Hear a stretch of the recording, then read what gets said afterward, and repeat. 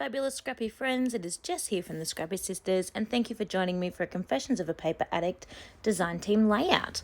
So today I am using the Cocoa Vanilla Studios Legendary Collection to create a fun little layout using the Bedtime cut file that you will find in the description box down below. I've got a link to the COAPA Etsy shop, and I've also got a link to this specific cut file all down below in my description box. You will also find a link to the fabulous Facebook group that is part of the Confessions of the Paper Addict friends, and over on there you will see lots of shared layouts, some free cut files, some challenges, a whole bunch of stuff just to get you motivated and using your cut files and just scrapping in general. You do not have to just use cut files. It is also a great place to be if you've got any cut file questions, because there's quite a brains trust in there that would love to help you out. So you can see here for the base of my layout, I've kind of done a double mat. So I took a 12 by 12 piece of white paper, then I trimmed down to an 11 by 11 piece of red paper, and then I've got that blue star in a 10 by 10. Now the red paper I had chosen was kind of a red pattern paper, but when it was sticking out, it just didn't look right. So I decided to add some mixed media to that off camera.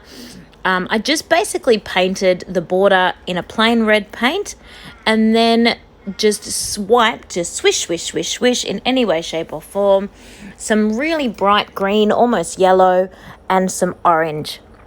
And the reason why I chose those colors is, as you can see based on my cut file there, it really just ties in the brightness of the little critters in the cut file. Otherwise, especially that green sheep, he would sort of stand out a bit like a green thumb, because he's a bit of an odd color to go with the rest of the collection. Now, I'm not actually using ephemera that comes from the collection. I'm just kind of using a bit of a mishmash. Some of these are handmade digital collections as well. So I'm just layering up a whole bunch of florals and popping on some tiny words from the Cocoa Vanilla collection and just trying to fill in around my photograph. I layered a huge amount of different pattern papers behind my photo just to sort of tie in a whole bunch of those different colors, again just to support this kind of randomness of the colors I've got going on in this particular layout. This layout, as I mentioned, is a little bit fun, a little bit silly. It is not sort of your traditional bedtime friend. You expect you're going to see a cute little child photo, but there's my husband hugging his little bananas in pajamas teddy. So this photo was taken quite a while ago. It was taken in 2014, I think.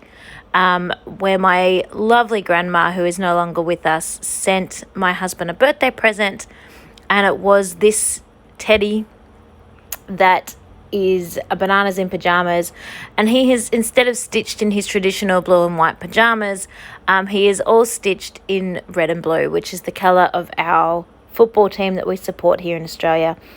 So he was quite impressed with this little bananas in pajamas teddy, which he called Bernie after one of the football players. So there's a little background as to what's going on with this particular photo.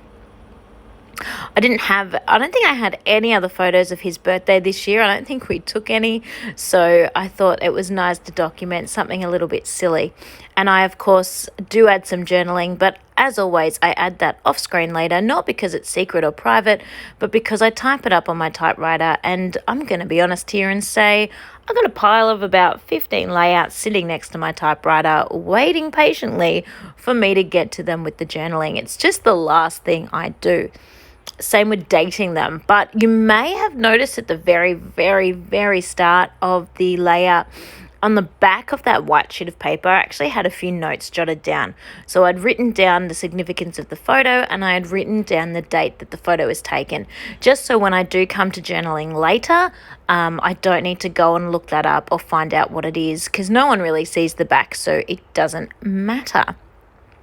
So because I stuck my cut file up on foam and my photograph up on foam, there's a few of the flowers that need to go up on foam as well. So I'm just sort of layering things up in no real way. Basically, I had all of these flowers already pre-cut out and I'm just going to use as many of them as I can. Essentially, I use basically every single flower I have already cut, just because, you know, I'm all about using up stash. Why not? So once I kind of layer up these florals around, it's just kind of trying to soften the page is what my idea is here. Even though this is a grown man hugging a teddy bear in bed, I don't want it to be too harsh. I'm going to be honest, I kind of regretted the colour of the sheep the minute after I'd done it.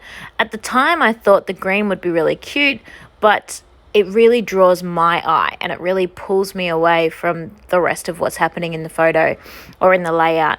So I just want to try and add more things to catch your attention, tie in a little bit more green, hence why there are the leaves and things like that, and that word love.